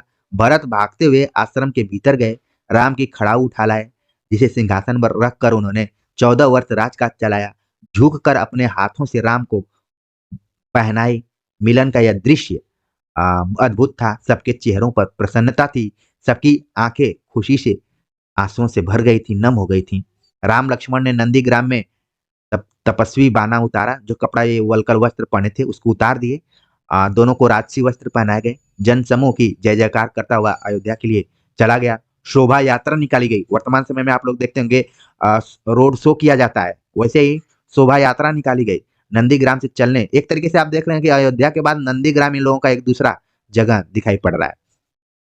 और पुष्पक विमान कुबेर के पास भेज दिया। राम चलने के पूर्व पूर्व मतलब नंदीग्राम से चलने के पूर्व राम ने पुष्पक विमान को कुबेर के पास भेज दिया। वह विमान कुबेर का ही था। अब असली कहानी यहाँ पर आप लोग देख रहे हैं, और जिसको कि रावण ने बलात्पूर्वक छीन लिया था। तो ये इंपॉर्टेंट चीज है। और कुबेर, जिसका कि अर्थ एक इस समय उद्योगपति से लगाया जा सकता है और उद्योगपतियों के पास ही विमान रहता है। तो ये कहानी आप देख रहे हैं कि क्या ये एक कल्पित टाइप की है या फिर सही है कि क्या है, लेकिन बहुत सारी चीजें आप देख रहे हैं कि वर्तमान समय से भी मिलती-जुलती लग रही है। तो कुबेर को भी उनका विमान वापस मिल गया और सब लोग खुश हैं कि राम वापस आ गए हैं और सही सलामत ये लोग वापस आ गए हैं और अब पूरा एकदम लोग खुश हैं। और फूलों से सुवासित था इनका, दीपों से जगमगा रहा है पूरा नगर। कैसे सजाया गया है, पूरा नगर सजाया गया था, दीपों से जगमगा रहा था, फूलों से सुवासित था, वाद्य यंत्रों से झंकृत था। ये इंपॉर्टेंट है परीक्षा के दृष्टिकोण से। अगले दिन मुनि वशिष्ठ, ये लोग अभी तक जीवित हैं, आप लोग देख रहे हैं कहानी में। मुनि वशिष्ठ ने राम का राज तिलक कराया। राम और सीता सोने के रत्न जटित सिंहासन पर बैठे। लक्ष्मण, भरत और शत्रुघ्न उनके पास खड़े थे। हनुमान नीचे बैठ गए, हनुमान भी थे यहाँ पर। इतना प्रभावित हुए कि सुग्रीव का साथी छोड़ दिया, हनुमान यहाँ आ गए। माताओं ने आरती उतारी, मंगलाचार हुआ, शुभ गीत गाए गए। राम ने सीता को एक बहुमूल्य हार दिया। ये इंपॉर्टेंट फैक्ट्स यहाँ पर आप देख रहे हैं। प्रजाजनों को उपहार दिए, अनेक वस्तुएं प्रदान की। सीता ने अपने गले का हार उतारा। वे दुविधा में थी कि किसे दें। दुविधा राम ने दूर की। जिस पर तुम सर्वाधिक प्रसन्न हो उसे दे दो। सीता ने वह हार हनुमान को भेंट कर दिया। तो ये देखिए क्या जबरदस्त यहाँ पर सीन है कि एक तरफ सीता आप देख रहे हैं कि राम की पत्नी है, लेकिन वो सर्वाधिक किससे प्रसन्न हुई? ये वही हनुमान है जिन्होंने कि सीता के विषम संकट और तनाव भरी जिंदगी में उन्होंने एक तरीके से जीने का उम्मीद दिलाया था और उनको भेंट कर दिया, हनुमान को भेंट कर दिया। इस चीज को आपको ध्यान में रखना है। और क्योंकि भक्ति और पराक्रम के लिए जिस चीज की मैं चर्चा कर रहा हूँ, बहुत ही अच्छा ये पंक्ति मुझे देखने में लगी। अगर आप लोग सुन रहे होंगे तो आप लोगों को भी अच्छा लगा होगा। कुछ दिनों में सारे अतिथि एक एक करके चले गए, जैसा कि अक्सर होता है। और विभीषण भी लंका लौट गए, वो भी लग रहा है कि आए हुए थे साथ में। सुग्रीव किष्किंधा चले गए। देख रहे हैं सारे लोग अपने अपने राजकाज में लग गए, क्योंकि राम खुद राजा बन गए थे। लेकिन आप देख रहे हैं कि हनुमान कहीं नहीं गए, राम के दरबार में ही वो रहे। राम लंबे समय तक अयोध्या पर राज किए। किसी को कष्ट नहीं था उनके राज में, सब सुखी थे। भेदभाव नहीं था, कोई बीमार नहीं पड़ता था। खेत हरे भरे थे, पेड़ फलों से लदे रहते थे। राम न्यायप्रिय थे, गुणों के सागर थे। उनका राज्य राम राज्य था, जो कि आज तक स्मृतियों में है। तो प्रिय विद्यार्थियों, आप सभी अंत तक बाल राम कथा को सुने होंगे, आपको अच्छा लगा होगा। मैं भी इसको पढ़ते पढ़ते भाव विभोर हो गया था। आप लोगों का बहुत लंबा वक्त भी ले लिया होगा, लेकिन अगर राम की आपके ऊपर कृपा रही तो कोई ऐसी चीज नहीं है जो कि आप अपने जीवन में हासिल न कर पाए। तो उम्मीद है कि आप सभी को अच्छा लगा होगा। इसी तरह आप लोग अपनी पढ़ाई में जाइए और एग्जाम में जरूर एक बार बाल राम कथा को अपने ध्यान में लाइएगा। आपका जीवन सफल होगा। तो मिलते हैं एक नए टॉपिक के साथ, तब तक के लिए नमस्कार।